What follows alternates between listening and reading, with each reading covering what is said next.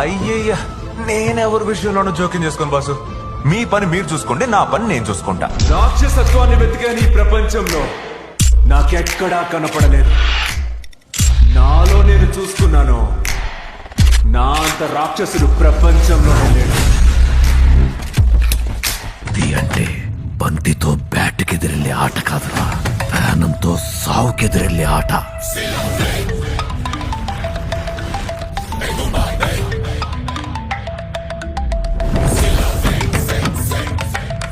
ఇప్పుడు చెప్పు, ఉంటావా పోతావా? చూడమే, ఆటే నా పొగరు. చిన్నప్పటి నుంచి ఒక ఆశ. ఆశ అంటే పెద్ద ఆశ. అదే నా లైఫ్ లో ఉండే టార్గెట్.